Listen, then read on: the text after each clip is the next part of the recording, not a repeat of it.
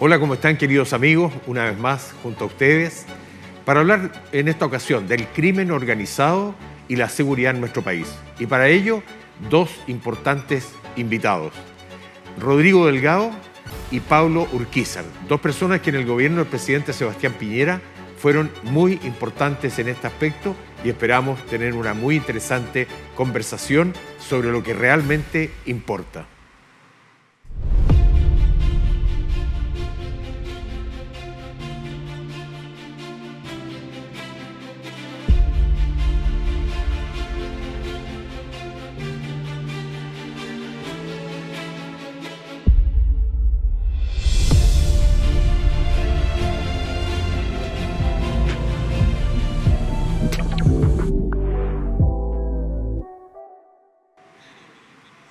Hola, ¿cómo están? Nuevamente, queridos amigos, gusto en saludarles, realmente muy contento de poder estar con ustedes, poder conversar, y en este caso, sobre el crimen organizado, con dos grandes invitados, Rodrigo Delgado y Pablo Urquizar.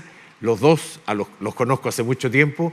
Rodrigo fue alcalde, fuimos alcaldes juntos, y Pablo también fue delegado del presidente Piñera en nuestra región de la Araucanía en algún momento, así que para mí es un honor contar con ustedes acá, muy contento de poder que hayan aceptado esta invitación a este podcast que estamos iniciando nuestra gestión en este trabajo, que lo que queremos precisamente es informar y trabajar. Así que gracias, Rodrigo, por venir, gracias, Pablo, y quedan abiertos los micrófonos. No, muchas gracias a ti, Miguel, senador, por esta invitación. También saludar, por supuesto, a Pablo, con quien trabajamos ahí codo a codo, efectivamente, desde el año 2020, 2021, 2022, que fue el periodo que me tocó estar a mí, por lo menos como ministro de Interior. Y creo que es bueno este tipo de programas porque te acercan, obviamente, en temas muy contingentes. El crimen organizado es diverso, ¿cierto? Hay muchas definiciones, pero obviamente afecta efectivamente a todo el territorio nacional. Hoy día es un problema mundial, Latinoamérica, ni hablar. Y la región de la Araucanía, por cierto, que tiene y ha tenido problemas muy complejos relacionados con esta materia. Bueno, sin lugar a dudas, Pablo, porque yo estuve en una exposición tuya en la universidad hace unos días atrás, en que tuve oportunidad de escucharte hablar de estos temas también, precisamente. Primero, muchas gracias por la invitación y también un gran saludo también a Rodrigo y a todos los que nos están viendo. La complejidad que tenemos hoy día en materia de crimen organizado, no solo nacional, sino transnacional, es muy grande, ¿cierto? Y eso se basa en hoy día y la presencia de más de 12 organizaciones criminales transnacionales, la más conocida el Tren de Aragua, pero tenemos 5 venezolanas, tenemos 2 colombianas, 2 peruanas, una de República Dominicana, una también de China, el Clan Ban de Fujian, y también de México, Jalisco Nueva Generación. Y en ese sentido, cuando uno analiza la década de los delitos vinculados al crimen organizado, cómo se han incrementado, vemos los homicidios un 79%, el tráfico de droga un 33%, lo que dice relación con las extorsiones un 7.400%, los secuestros un 52%, el porte ilegal de armas explosivos un 60%, y eso evidentemente se traduce además con la percepción de inseguridad de las personas, donde efectivamente ven mayor complejidad, y por cierto la región lo sabe perfecto. Bueno, sin duda un tremendo desafío para nuestro gobierno, digamos. ¿Y en qué forma pudiéramos nosotros también, a través de esto, poder colaborar, apoyar o aportar a cómo enfrentar este desafío, que realmente es gigante? Así lo entendemos, y porque sabemos que todo el mundo está haciendo esfuerzos, pero no todas las veces se logra llegar verdaderamente a puerto. Yo creo que hay dos dos elementos que son fundamentales en esto, Miguel. Lo primero es el gran enemigo, muchas veces, la fragmentación institucional. Hay que mejorar la coordinación. En Chile no es que no haya una buena inteligencia, por ejemplo. Se habla mucho a veces. Lo que pasa es que la inteligencia está fragmentada. Y se requiere alguien que organice, que coordine, ¿cierto? Es como una orquesta que pueda sonar bien y que se puedan efectivamente utilizar bien los datos, que se puedan utilizar bien las coordinaciones, que se puedan maximizar, ¿cierto? Y optimizar los recursos. Las capacidades del Estado, además, hay que revisarlas permanentemente, ¿cierto? Una política parte de un diagnóstico. Ese diagnóstico puede ser un diagnóstico que se haya realizado hace 10, 15 años atrás. De ahí se implementa una política. Y a veces nos enamoramos con una política y la dejamos pasar en el tiempo. Y la foto ya está corrida. No es la misma no es la misma realidad. Por ejemplo, en tema de armas, no es la misma realidad hoy, ¿cierto?, que hace 10, 15 años atrás. Hoy día las armas que tienen, lamentablemente, los grupos de crimen organizado son armas de mucho más poder de fuego, de mejor tecnología, ingresan a Chile a veces como fogueo, se modifican, o a veces entran por partes y piezas. Entonces, muchas veces ya se encargan online las partes, las piezas de distintos países, llegan acá, se arman. Entonces, ya no es que entra el arma entera, sino que van entrando, o sea, hoy día está la impresión 3D de partes y piezas de arma. Entonces, la realidad va cambiando, la realidad de la droga va cambiando. Lo que pasa en la región, lamentablemente, crimen organizado que se disfraza de causas, ¿cierto? Eso lo conversábamos recién. Robo de madera, ¿cierto? Droga, terrorismo, que se disfraza en una causa como, ¿cierto?, la del pueblo mapuche, pero en otras zonas de Chile hay otras causas. Puede ser la causa hídrica, puede ser la causa, ¿cierto?, en el extremo norte también relacionada con algún otro pueblo originario, y a veces se ponen esa capa para delinquir. Eso hay que separarlo. Y nosotros siempre en el gobierno de Sebastián Piñera lo decíamos muy claramente: separemos las cosas, separemos la causa que tiene un carril y que obviamente hay reivindicaciones que habrá que escuchar, habrá que conversar, del terrorismo, del daño, acuérdense ustedes lo que nos costó sacar adelante la ley de usurpaciones. Y en el Congreso a mí me decían: es que, ministro, no vamos a aprobarla porque usted está criminalizando al pueblo mapuche. Yo le decía: las usurpaciones pasan en todo Chile. Y teníamos a todos los alcaldes diciéndonos: están usurpando terrenos de Arica a Punta Arenas. Por favor, hagan algo. Y los parlamentarios en ese tiempo, la oposición, se oponía a aprobar una ley de usurpaciones porque decía que robo de madera lo mismo. Le demostramos que robaban madera en 7 regiones, no solamente en Araucanía. Y así todo, no, están criminalizando, se opusieron a eso. Después aparecieron todos aprobando, ¿cierto? Y hoy día levantan las banderas como si efectivamente eso hubiese sido una propuesta de ellos. Bueno, la política así, la conocemos los que estamos acá, y sabemos que hay que también meterle en la juguera de este análisis los factores políticos.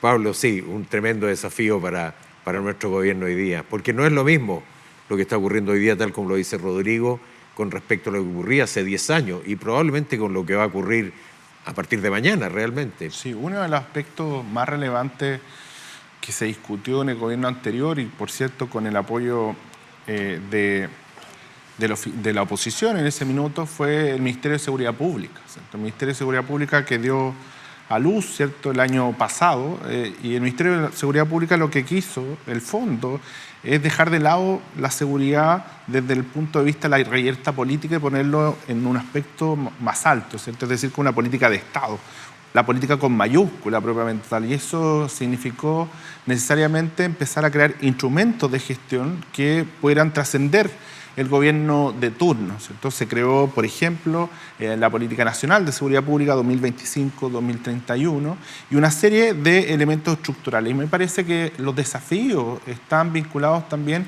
a poder darle esa calidad de Estado, ¿cierto?, a la política pública en materia de seguridad, con una bajada que sea regional, pero también local, ¿cierto?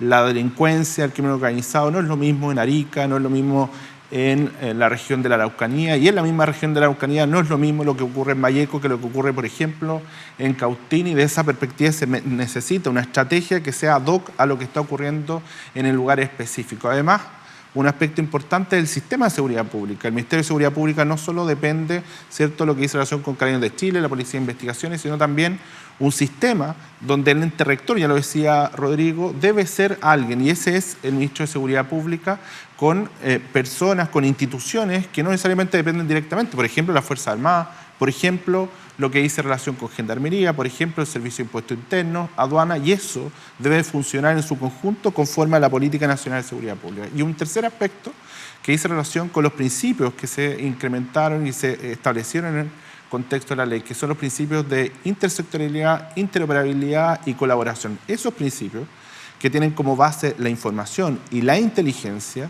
necesariamente deben operar al servicio del sistema para efectos de lograr los objetivos de la Política Nacional de Seguridad Pública. Y eso es algo que efectivamente está pendiente dado el poco tiempo que tiene el Ministerio y obviamente el nuevo gobierno.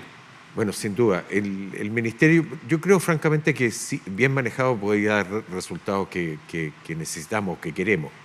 Lo que también comentaba Rodrigo en el sentido que hay mucho disfraz detrás del narcotráfico, del robo de madera y otras cosas, en que se toman causas que pueden ser muy legítimas y que estas causas hacen que se produzca una suerte de bloqueo al accionar del gobierno, del Estado en esa zona. Y lo hemos dicho desde hace mucho, en el sentido que en la región de la Araucanía, por ejemplo, vivimos más de 1 millón de habitantes, 250.000 se consideran parte de los pueblos originarios, pero de ellos probablemente, y no todo, porque también hay señores como Berkov, que no son precisamente de origen mapuche, que están metidos en el tema de las drogas. Entonces, hay que combatir precisamente ese tipo de cosas. Y cuando hay un Congreso que está en contra de esto y que tiene los votos para votarlo en contra, realmente se complica mucho. ¿Cómo lo ven ustedes hoy día eso? No, es complicado. Todo lo que tú estás relatando, y que también bien lo ha dicho Pablo en sus publicaciones, sus estudios, tiene que ver también con el financiamiento del crimen organizado. Porque antiguamente era el asalto a los bancos, recordarán ustedes, ¿cierto?, el asalto a los cajeros automáticos. El crimen organizado históricamente necesita financiarse. Y hoy día vemos, a propósito de estas causas que tú dices, ¿cierto?, que pueden ser legítimas, pero que generan un paraguas, un bloqueo, que les da cierto colchón comunicacional, por así decirlo, para delinquir. Hoy día también el crimen organizado son estructuras que tienen hoy día ya profesionales, ¿cierto?, contadores, abogados, gente preparada, o sea, se planifica. Ya no es solamente el pañito en la calle o el tipo que va y hace un lanzazo. Entonces, a propósito de eso, también el tema del contrabando. O sea, la madera, ¿cierto?, la droga, las armas, por una escala, pero hay un contrabando también que está en una segunda o tercera línea, que el crimen organizado sabe que las penas por ese delito son bastante menores. Me estoy refiriendo, por ejemplo, al tráfico o el ingreso clandestino a Chile de cigarrillos, por ejemplo. Lo conversábamos en la mañana. 1.000 millones de dólares al año en perjuicio al fisco, en impuestos. Los perjuicios en materia sanitaria, porque está bien, uno puede decir, oye, no recomendarle fumar, ya, pero si vas a fumar, por lo menos fuma el que está certificado, ¿cierto?, en Chile, no sé, bajo las normas, qué sé yo, porque tú no sabes el que entra a Chile de contrabando. Y lo otro, hay un financiamiento importante. Imagínate si son 1.000 millones de dólares al año en perjuicio al fisco, ¿cuánto le queda de utilidad al crimen organizado? Y las rutas son las mismas, que ingresa la droga, que ingresan las armas. Sí, vale decir, muchas veces vienen de países fronterizos, un camión con patente, en este caso, no sé, paraguaya, cambia la frontera con Bolivia, va cambiando. Cuando hacíamos lo operativo en el extremo norte, sabíamos que muchas veces le pagaban a un chofer por manejar desde la región de Antofagasta hasta la zona norte de Santiago, 20-25 millones de pesos por manejar ese trayecto con cargas ilícitas. Entonces después hay otro mercado de bodegaje, hay otro mercado obviamente de traslado, hay otro mercado después de las redes de distribución, y eso va financiando el crimen organizado. Crimen organizado que se va financiando para ejecutar acciones obviamente ilícitas en todo el territorio nacional. Por lo tanto, lo que ocurra, por ejemplo, en la región de Araucanía, el tráfico de madera, ni hablar, ¿cierto?, también, muy lucrativo para las bandas, la droga muy lucrativa, ¿cierto?, para las bandas, que después utilizan eso para devolverlo en armas, violencia, ¿cierto?, o acciones, por supuesto, que van en contra de las comunidades. Sí, en relación a eso, Rodrigo, hoy día en la mañana conversábamos a propósito del ingreso de cigarrillos en la frontera, en la zona de Curarrehue, Melipeuco y otros, y vamos a presentar un proyecto, porque hoy día traficar cigarrillos son penas mínimas o unas multas que son irrisorias. Así que vamos a presentar, y ellos lo saben y por eso lo hacen. Lo hacen, pues, claro. Lógico. Vamos a presentar un proyecto que aumente las penas fuertemente, de manera que les salga muy caro hacer este tipo de tráfico, porque sin duda genera recursos para delinquir, porque a la larga uno pudiera hacer un paréntesis, sí, bueno, si no es tan malo, si los cigarrillos igual son los mismos, pero son los que no pagan impuestos, los que ingresan en forma clandestina, que las platas no sabemos dónde van, no hay una comercialización abierta, y eso sin duda es parte del... No, y la autorización sanitaria tampoco, o sea, uno podría suponer que es lo mismo, pero claramente también no lo es. Puede ser que es fabricado en forma distinta a lo que supuestamente se hace. Y en ese sentido, Pablo, tú también tienes harta experiencia en eso con respecto a los estudios, las publicaciones que has hecho. Así es. Bueno, la región en particular, además, tiene una complejidad doble, ¿cierto? Es una región muy linda, una región maravillosa desde el punto de vista Sin duda. de su gente, de los paisajes, del empuje que tiene, ¿cierto? Todo demasiado linda, pero tiene una complejidad mayor. Hoy día la complejidad, conversaba hace unos días con el fiscal regional de la Araucanía, Roberto Garrido, gran fiscal, precisamente la existencia y la presencia, no solo de lo que ya conocíamos desde antes, ¿cierto? Que es la existencia de terrorismo, con la resistencia mapuche-mayeco, con la Huaychana-Ocamapu, con la liberación nacional mapuche, sino también con la existencia del crimen organizado transnacional también, que se ha verificado a través de células, por ejemplo, del Tren de Aragua. Y en ese contexto, evidentemente, una afectación, esas dos organizaciones, dos tipos de delincuencia, tanto el terrorismo como el crimen organizado, extremadamente complejo, que vienen a innovar, ¿cierto?, la delincuencia común que ya podría haber existido antes en la región, y por lo tanto en ese sentido se empieza a verificar una afectación ya no a la seguridad pública solamente, sino también a la seguridad nacional. La situación más evidente es lo que ocurrió en Temocuycuy, ¿cierto? Es decir, un lugar que el año 2021, ¿cierto?, más de 800 policías intentaron materializar un operativo policial y fue asesinado el subinspector Morales Balcázar, ¿cierto? El año 13 de marzo del año 2022, la ministra Siche, ministra del Interior y Seguridad Pública, quiso entrar en Temocuycuy, no pudo precisamente por un atentado que sufrió su comitiva. Y también el año 2017 y el censo siguiente no se pudo materializar en ese lugar, precisamente porque efectivamente había un lugar dentro de ese territorio que estaba ajeno al Estado, y eso evidentemente no puede ser desde el punto de vista de la soberanía. En buena hora, recientemente hubo un operativo policial, recientemente otro, en donde efectivamente se logró la detención de 5 personas y también de armamento, y por lo tanto el Estado en su conjunto, no solo el gobierno, el Estado, porque aquí participa el ejército, participa las policías, participa el Ministerio Público, deben, ¿cierto?, hacer presencia para efectos de poder lograr el control territorial del Estado en su conjunto. Eso es muy importante, que a nosotros también nos pasó, Pablo seguramente lo recuerda bien, las represalias post-operativos. En este caso también, a los días siguientes también, estos días, ¿cierto? Sí. Hubo, Hoy yo recuerdo algunas veces que tuvimos cientos de represalias después de algunos operativos que tuvimos en la región, y bueno, son eventos también complejos que hay que monitorear. O sea, no solo hay que monitorear la previa, el operativo, sino que también todo lo que venga después, porque son grupos que están articulados, que están coordinados y que por supuesto después quieren hacer daño en contra, no necesariamente del Estado, sino que también de personas y empresas privadas que muchas veces producen en la región. Sí, hace unos días fueron atacadas 2 unidades de Carabineros. Carabineros ingresó a esta zona de Temocuycuy, logró requisarla, tomar la camioneta, el armamento utilizado, y ya la reacción se produjo 24 horas después con la quema de 2 camiones adicionales en rutas aledañas a la ruta 5. Es un tema. ¿Estamos en un punto de no retorno? ¿Estamos en un punto o estamos a tiempo todavía de tomar acciones, medidas más fuertes, el trabajo con más inteligencia, que es un tema que vimos también en la Cámara de Diputados a propósito de las unidades de inteligencia, que poder anticiparnos a las acciones de los delincuentes terroristas que actúan no solo en la región, sino que también en el resto del país? No, el panorama mundial, regional y nacional efectivamente cambió.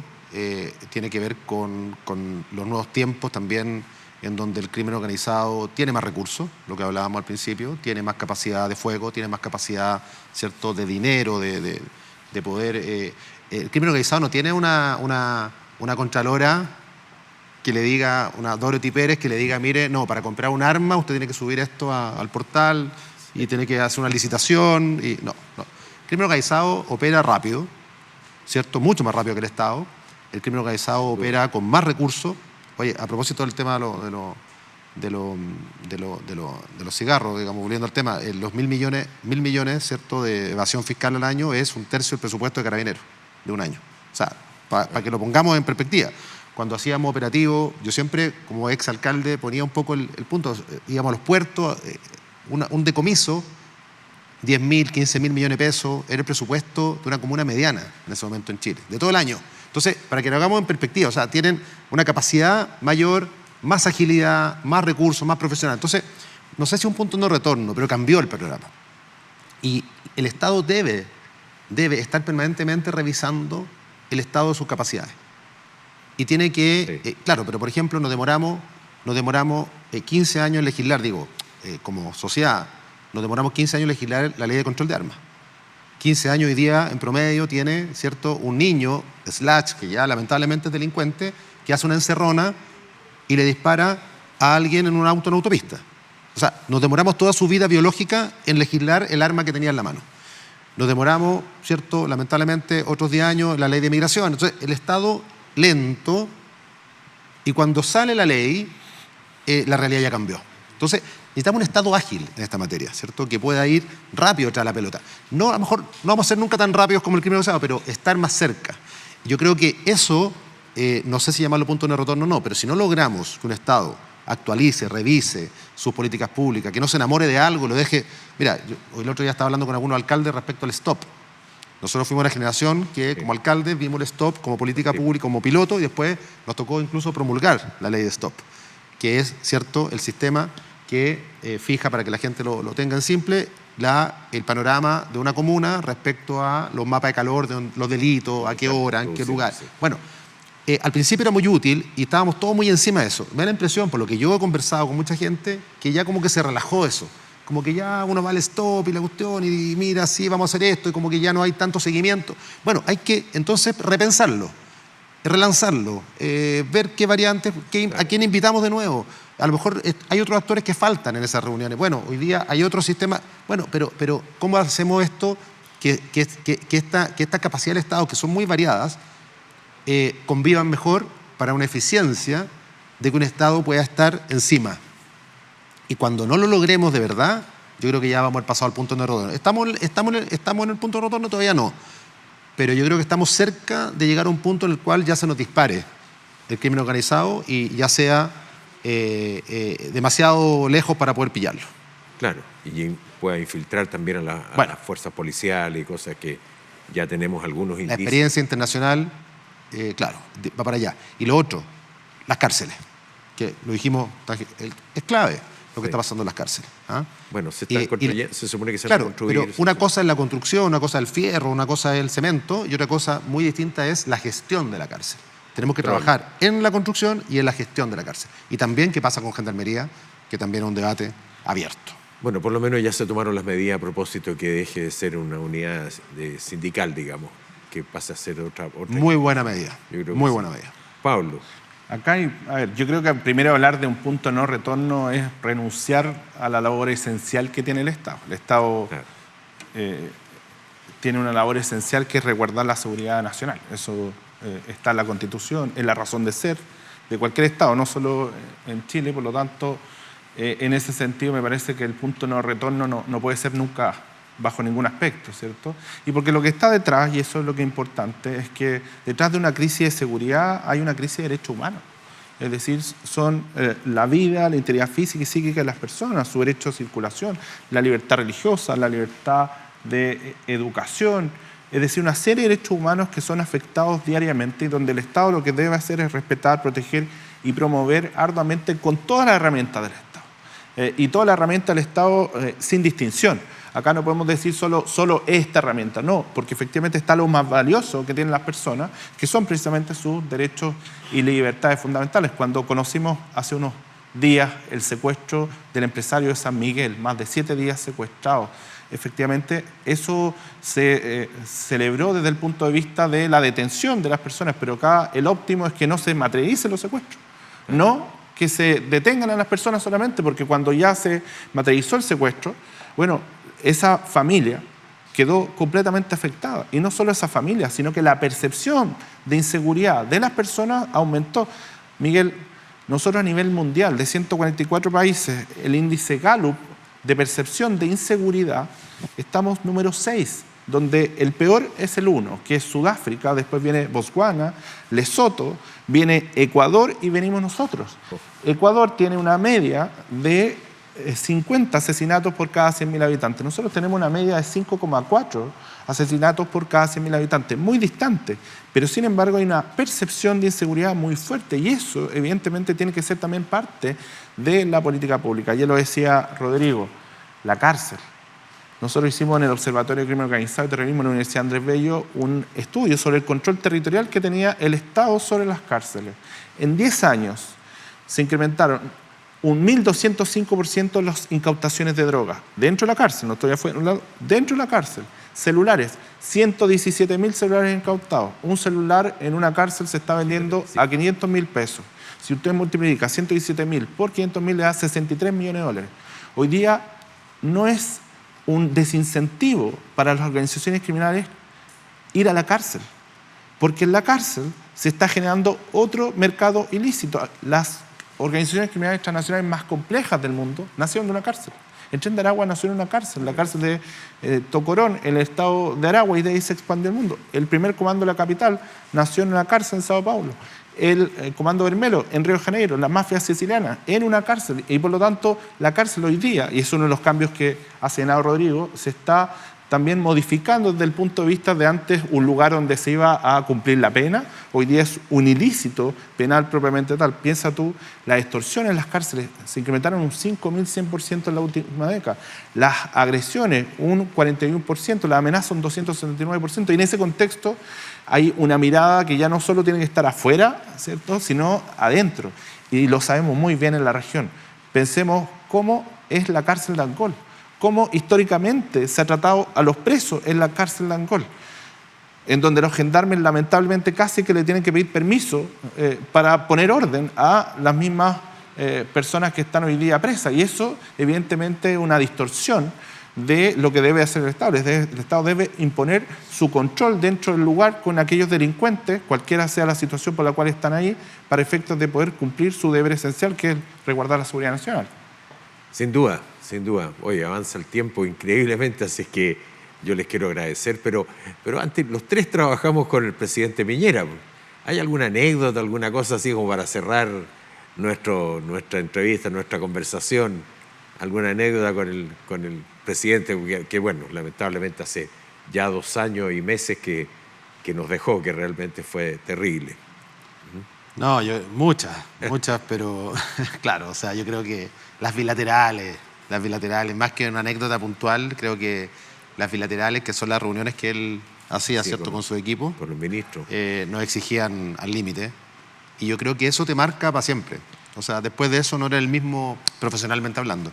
Claro. No era el mismo. El rigor, ¿cierto?, el preguntarse si está bien, el no enamorarse. Él siempre hablaba de esto, no enamorarse de su idea, de ponerla siempre a prueba, siempre cuestionar lo que uno estaba haciendo, cómo se puede hacer mejor, ese mejoramiento continuo, esas ganas de que el Estado fuera efectivamente un Estado eficiente. Yo creo que es la mejor de la enseñanza que nos puede haber quedado. Sin duda, lo hemos echado menos, nuestro paréntesis. Yo creo que sí. Pablo, ¿tienes alguna anécdota? Sí, yo recojo la conversación que tuvimos también con Rodrigo previa al primer estado de emergencia en la macrozona sur. Un estado de emergencia que hoy día todos renuevan cada mes, ¿cierto? Van más de 67 renovaciones, que produjo una reducción del hecho de violencia de un 79%, que permite los operativos, ¿cierto?, conjunto con las Fuerzas Armadas, donde se resguardan los derechos y libertades fundamentales de las personas, donde no se ha violado ningún derecho humano de nadie, ¿cierto?, en eso. Es decir, ha sido impecable desde el punto de vista de su eficacia, de su eficiencia, y el presidente siempre tuvo como presente la necesidad de poder darle seguridad a la región. Y teníamos siempre los normales, ¿cierto?, cuestionamientos de si esto lo iba a renovar la oposición, si esto iba a ser mucho tiempo, porque efectivamente era indispensable y el presidente lo tenía absolutamente claro. Entonces diseñó un estado de emergencia que le permitiera no solo lograr los resultados, sino tener legitimidad. Y ese estado de emergencia es la fórmula en cómo se ha materializado, es la que ha perdurado desde el 12 de octubre del año 2021, que se materializó por primera vez. Y eso ha dado resultados tremendamente positivos. Y me parece que eso es algo muy rescatable, por cierto, muchas otras cosas, pero en relación a macrozona sur, especialmente del presidente Piñera. Contra todos los pronósticos, porque la verdad es que la oposición en ese momento decía que esto iba a ser terrible. Sí. Finalmente hoy día lo muestran también como resultado de ello.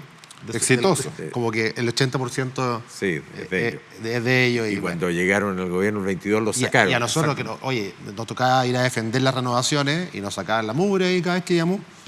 diciendo que esto no era la política necesaria, pero bueno, el tiempo De la razón. nos dio la razón y ojalá que se pueda seguir en una región, como lo dijo Pablo, tan linda, tan hermosa, con su gente, con su paisaje, con su... una de las cosas que a mí siempre me llamaba la atención era que las obras públicas costaba mucho hacerlas porque se encarecían mucho por el riesgo, de obviamente pavimentar caminos, hacer obras públicas que eran tan necesarias. Ojalá que eso haya cambiado y siga cambiando en la región que es tan necesaria para Chile.